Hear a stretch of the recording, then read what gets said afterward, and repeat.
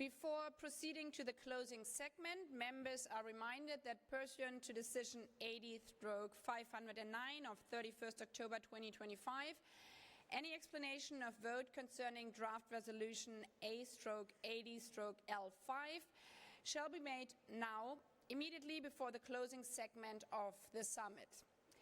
Before giving the floor for explanations of vote after the vote, may I remind delegation that they are strongly urged to limit explanations of vote to 5 minutes, which should in any case not exceed 10 minutes and be made from their seat. By that, I give the floor to Denmark on behalf of the European Union. President of the General Assembly, Excellencies, I have the honor to deliver this explanation of position on behalf of the European Union and its member states. I would like to start by extending our sincere appreciation to the State of Qatar for hosting the World Social Summit. The summit has brought together world leaders as well as parliamentarians, civil society, social partners, the private sector, youth representatives, persons with disabilities, and many others. Such broad and active participation is a clear indication that this event is a resounding success by every measure. Colleagues, the World Social Summit is a clear demonstration that multilateralism and multilateral cooperation not only deliver but remain indispensable for the people and the planet. Only by working together can we eradicate poverty, reduce inequalities, and ensure decent work for all. The EU and its member states support the World Social Summit political declaration. We congratulate and we thank all those who have worked hard to achieve this milestone, and we look forward to working together in earnest on its implementation. We welcome the holistic approach to eradicating poverty in all its forms and dimensions and to reducing inequalities, firmly grounded in a human rights-based approach. International labour standards are the basis for working towards social development that is just, that is fair, inclusive, sustainable and equitable, and in line with the 2030 Agenda. We further welcome that the declaration includes other fundamental elements for social development, such as the commitment to expanding social protection coverage, increasing investment in healthcare, promoting access to sexual and reproductive health, strengthening social dialogue, and recognition of the role of social and solidarity economy and the importance of responsible business conduct. We reaffirm our commitment to promote inclusive and sustainable socio-economic growth, full and productive employment, and decent work for all. Ensuring access to inclusive, equitable, and quality education at all levels alongside skills development and social protection is crucial in this regard. We stress the importance of engaging the private sector, financial institutions, employers and workers, and their respective organizations as key partners. The promotion of adequately remunerated and decent employment remains fundamental. The creation of decent, sustainable and quality employment and formalization of existing jobs is not only a gainful road to social development, it is also a powerful tool to eradicate poverty in all its forms. We welcome that the declaration places gender equality and the rights of women and girls at the center of efforts to achieve social development, also taking into account perspectives of different groups, including young and older persons, persons with disabilities, persons living in rural and remote areas, and those in vulnerable situations. A human rights-based whole of society and whole of government approach is indispensable for social policy coherence and sustainable social development. We would also like to put on record a few points where our views differ. We disassociate from the following two paragraphs of the document. First, from paragraph 14 for the following reasons. We regret that the language in paragraph 14 is not replaced with a reference to the principle set out in Article 2.2 of the Paris Agreement, which refers to equity and the principle of common but differentiated responsibilities and respective capabilities in the light of different national circumstances. Second, we dissociate, similar to other recently adopted documents, from the partially caveated references to the transfer of technology in paragraph 33C and 33I. The transfer of technology that we commit to must be voluntary and on mutually agreed terms. A clear and unambiguous language, meaning that the process is initiated voluntarily by the concerned parties and is implemented under mutually agreed conditions in full compliance with international obligations. Finally, the EU and its member states expressed their disappointment with the fact that the text lacks a reference to the renewed global social contract. The social contract is a foundational concept embedded in the ILO's constitution since 1919. It refers to the implicit agreement between governments, employers, and workers to cooperate in shaping fair, productive, peaceful, and resilient societies through decent work and social justice. The International Labour Conference called on all parties, quote, to fulfill their responsibility to deliver social justice and social development through a renewed global social contract with a human-centered approach to be developed in close consultation with employers and workers' organizations, end of quote. We are also disappointed by the absence of a reference to the green transition. We would have preferred a declaration that fully reflects the profound changes in the world since 1995, such as the social, that includes demographic, digital and green transitions. It is important to ensure a just and competitive transition and to address the transformation of work along with the new opportunities and challenges emerging from these inevitable transitions, leaving no one behind. In a context where rapidly growing irregular migration flows call for resolute action, the EU and its member states are disappointed that the declaration does not reflect these aspects more accurately, ensuring a balanced and comprehensive approach to migration governance globally. Irregular migration flows put at risk the lives of migrants and profit only the traffickers and smugglers.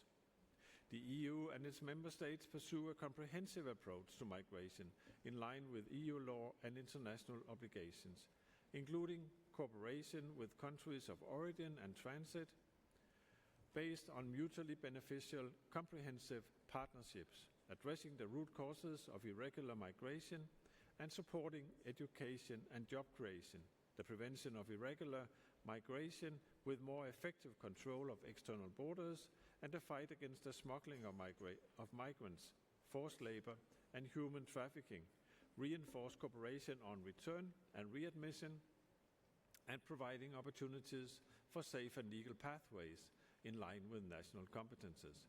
We request that the European Union's disassociation from paragraphs 14 and 33C and 33I, together with the rationale provided, be duly reflected in the official records of this meeting. I thank you, President. I thank the Speaker of Denmark on behalf of the European Union. I now give the floor to the Speaker of Canada on behalf of CANS.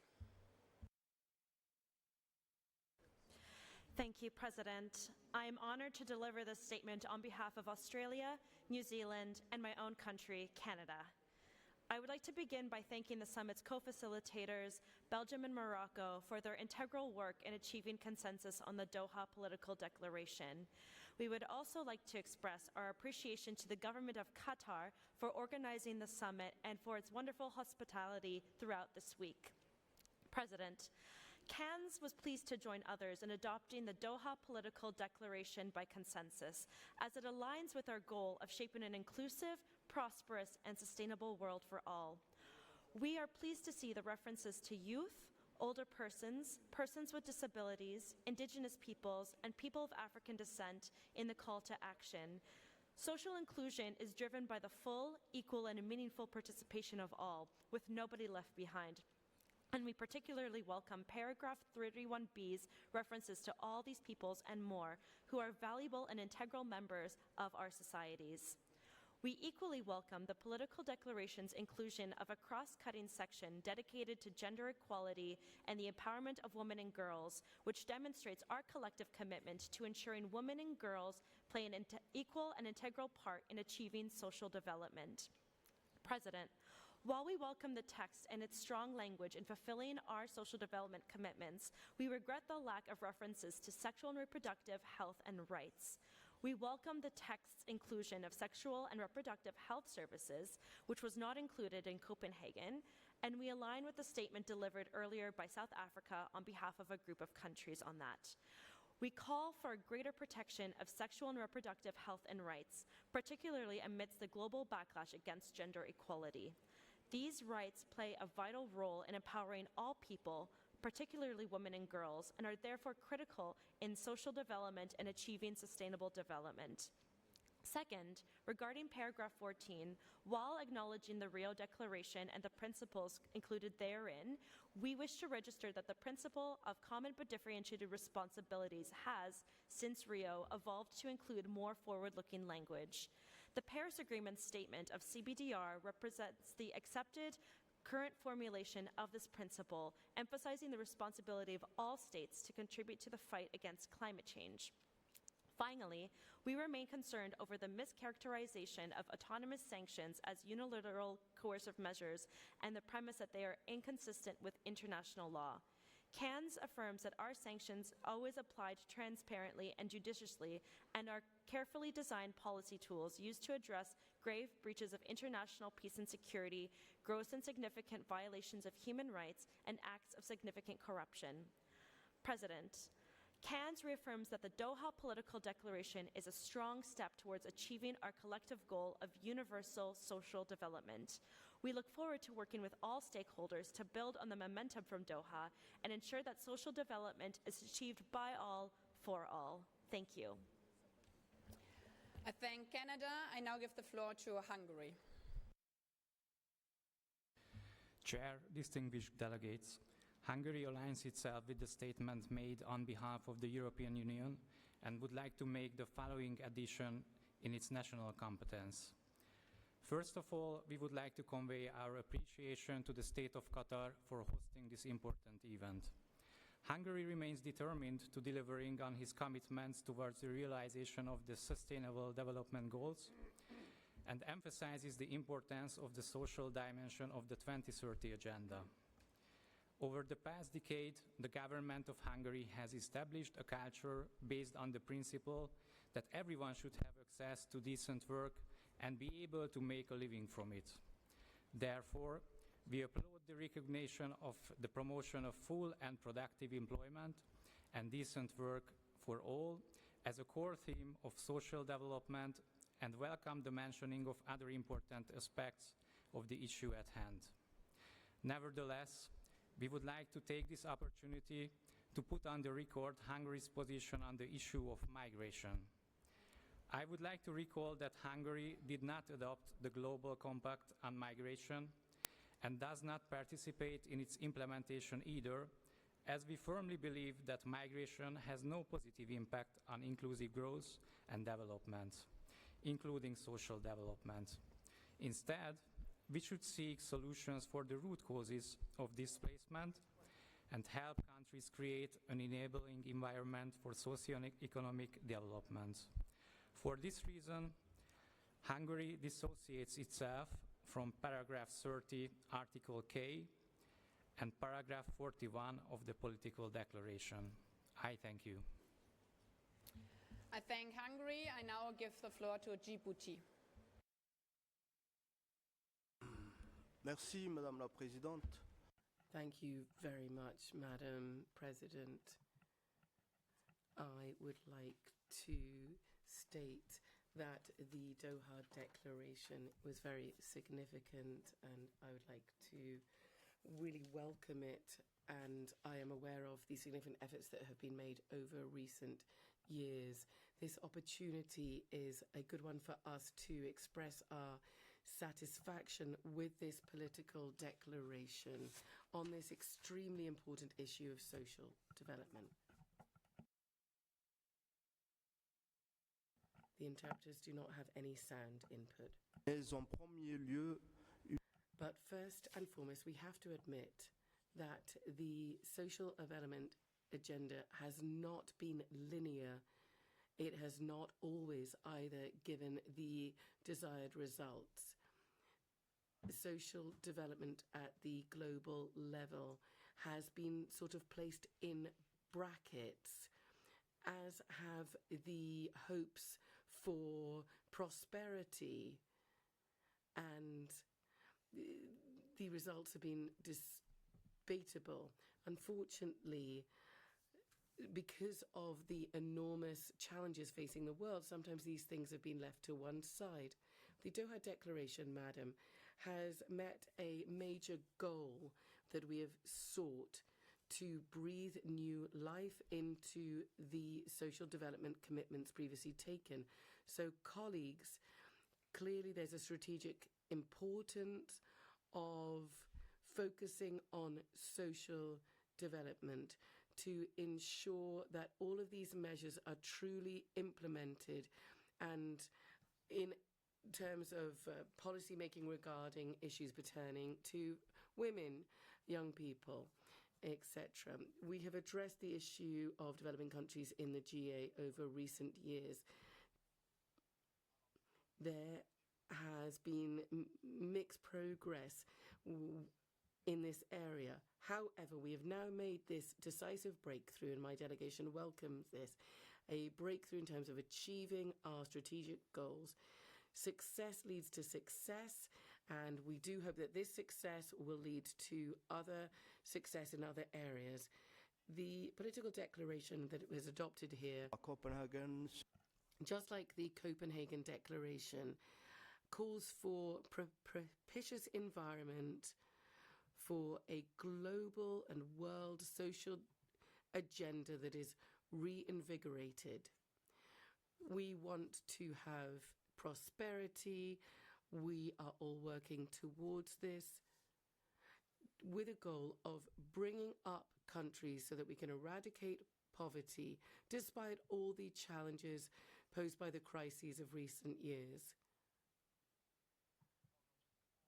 We see that the social development goals have gone up in the ranks of our agenda, and we've seen this consensus here in Doha. So thanks to this, our goals have been embedded in what is important in multilateralism, despite different approaches to it.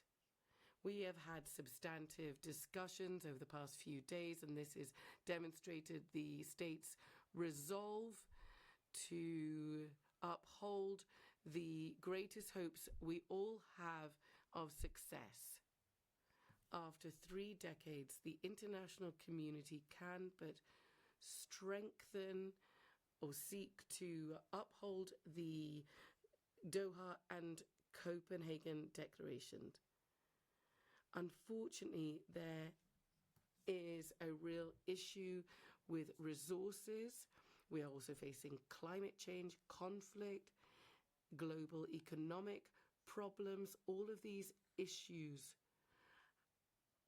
have meant that there is still extreme poverty in the world. 2030 was a aim, and we just have 5 years left to ensure that the real results of this summit and political declaration be fruitful. So we are going to meet in New York on the sidelines of the UN General Assembly. Keeping social development promises means that we must do things differently now. These promises mean that we need to make progress very soon. We do hope we will be able to think about social protection that's not just universal, but also substantive to enable achievements made to be strengthened. Something else is, these are the other things that we're going to be fleshing out in future meetings. Now, this has been supported. We do need to remain committed to our engagements, and we need to do this so that we can have a future based on hope. So I would like to outline the key points, and that is what I wish to say in explanation of vote. Thank you. I thank Djibouti. I now give the floor to Egypt. Thank you, Madam President. I apologize, the microphone may have been a bit loud. So first of all, I would like to express appreciation to the co-facilitators, Belgium and Qatar, who have been successful throughout this process to arrive at a consensus outcome document. The political declaration adopted at the beginning of this summit represents a balance that has been sought after, and this is why we are joining consensus on this political declaration. This summit and its political declaration have succeeded to recenter the social development agenda with its 3 pillars at the heart of UN work, reminding the international community that multilateralism still functions and still matters. They emphasize that the commitments made in Copenhagen 30 years ago are more relevant than ever in the global context fraught with challenges and turmoil. There is an emphasis that the social development agenda formed the basis of the international development agenda, including the SDGs, and transcends the 2030 agenda deadline. Development is a continued process, and the Doha Political Declaration is part of that continuum to achieve social development and sustainable development for all, leaving no one behind. The principle of common but differentiated responsibility represents a cornerstone of development action, including social development and sustainable development. We are reassured that this principle has found its place in the preambular part of the political declaration, representing inconsistency at the base of international action. We are also following the emphasis made in the 4th International Conference on Financing for Development that the Doha Political Declaration has included a visible recognition of the debt problem and the need to address the debt distress developing countries are facing in a challenging global context. My delegation has been honored with the task of coordinating and representing the position of the G77 and China throughout the negotiation process, working side by side with South Africa as co-negotiator and supported by the able chairmanship of Iraq, and we thank them for their cooperation. We also thank the G77 countries for their engagement in that process with a strong force towards social development. My delegation considers that the political declaration represents this balanced outcome. However, more recognition and focused emphasis on the role of the family as the basic unit of society and key contributor to the achievement of social development is required. It is regrettable that due to pressures from some delegations who do not recognize this central role of the family, the only paragraph on the role of the family in this political declaration has been watered down. In addition, my delegation expresses its reservation on the reference to sexual and reproductive health an issue that does not fit a summit-level political declaration, which represents also other controversial discussions within the UN corridors, and this has not been reflected in the political declaration. This reservation also applies to the reference to gender-based violence. Accordingly, my delegation disassociates from the call to action paragraph 11C of the document. We also regret that more emphasis on the transfer of technology has been caveated in the political declaration, while it forms the basis of international cooperation and the duty to cooperate to achieve development for all. My delegation reserves also on the reference to the role of the social and solidarity economy. It has no agreed clear definition, and studies and research of its potential contribution to social development have not been conclusive. In conclusion, my delegation wishes to congratulate Qatar as the host of this summit and thank them for hospitality, and emphasize that following the adoption of the political declaration, it is time to move towards action in line with our commitments made 30 years ago and reinvigorated through this process and this summit. I thank you. I thank Egypt, and now I give the floor to the United Kingdom. Thank you, Madam President. President, Excellencies, the United Kingdom would like to thank Belgium and Morocco for their co-facilitation of negotiations on the Doha Political Declaration, and the government of Qatar for hosting this essential summit. The United Kingdom welcomes the adoption of the Doha Political Declaration by consensus. We are committed to supporting global progress on poverty and inequality, championing and defending hard-won gains on rights and equalities, and strengthening partnerships internationally and within a reformed multilateral system. We therefore welcome this ambitious declaration. We are grateful to all member states for coming together to agree this consensus outcome, which sets a roadmap for how we can help reduce poverty, increase equality and rights, ensure inclusive economic transformation and decent jobs, provide universal social protection, and improve social inclusion. There are, however, a couple of issues on which we would like to note our difference in views. In preamble of paragraph 14, we would have liked to see the replacement of the reference to common but differentiated responsibilities under the Rio Declaration with language to reflect the more recent Paris Agreement.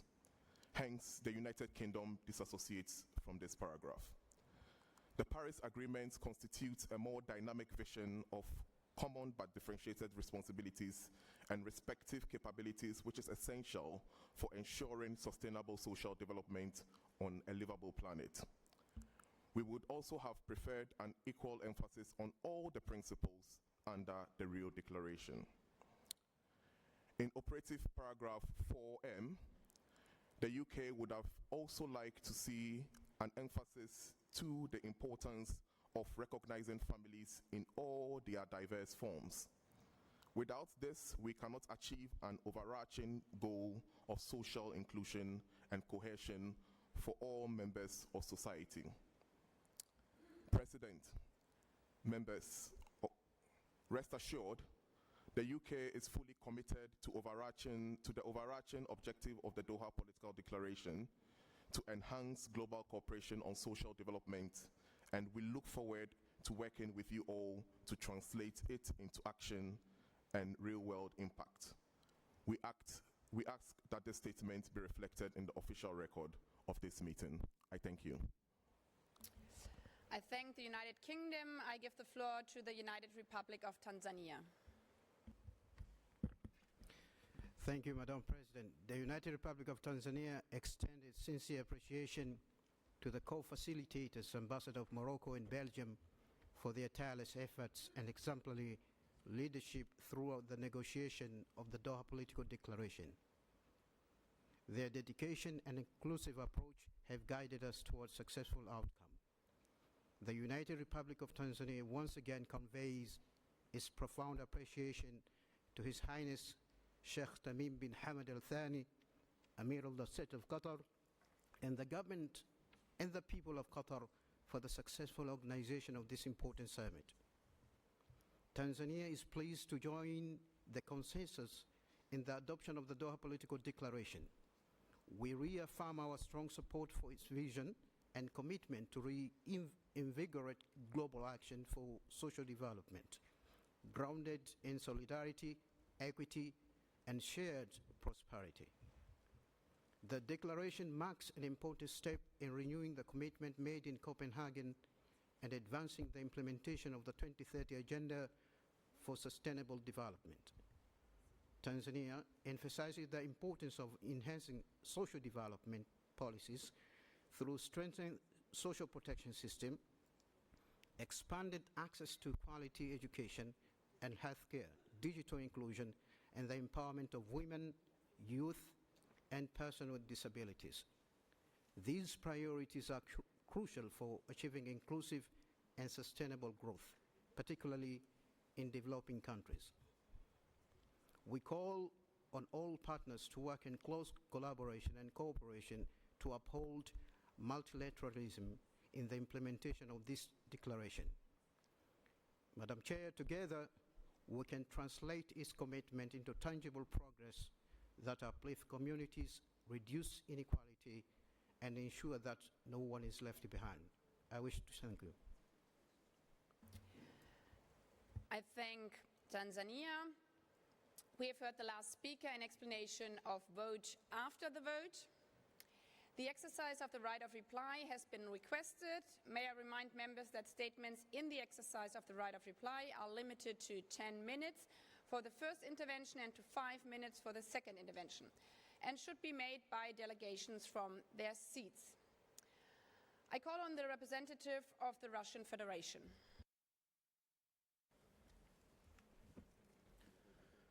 Our delegation has taken the floor with the right of reply because of what Czechia, Latvia, Lithuania, Poland, Estonia, and Ukraine have said. We strongly reject the accusations against Russia. They are not justified and not true. We deem such as attempt to undermine the professional, constructive work of delegations who've come to Doha to develop cooperation and to find practical measures to achieve social progress.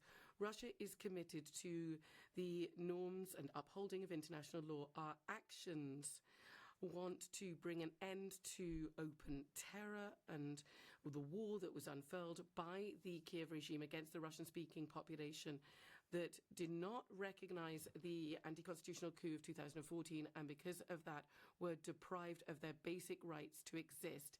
Given this, we would urge the participants of our meeting to refrain from making any conclusions regarding the situation in Ukraine and the reasons for its occurrence. We'd also like to point out, Madam President, that your own statements at the opening session are not in line with your current posts and duties that include upholding Article 100 of the UN Charter and the appropriate behaviour in the UN General Assembly, and not in political assessments and views on events. Thank you. I thank the Russian Federation. We will now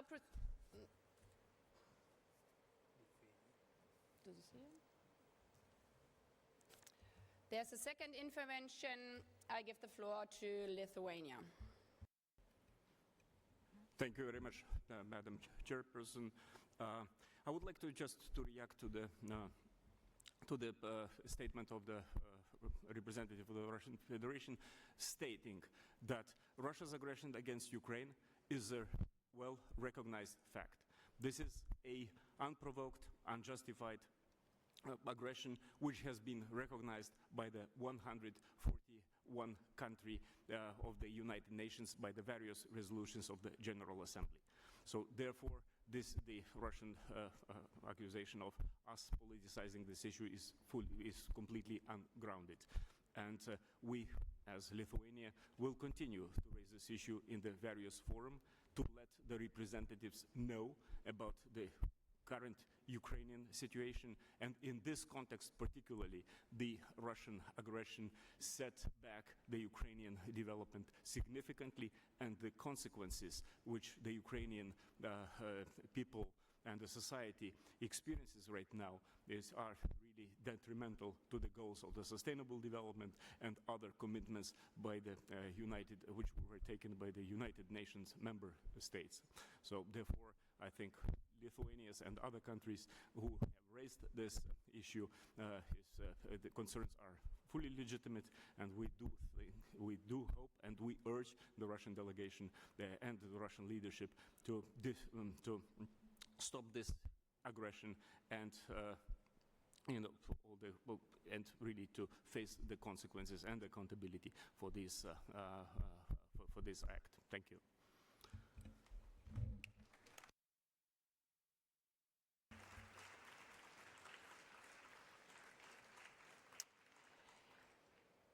As we see no further calls for interventions, we will now proceed with the closing segment.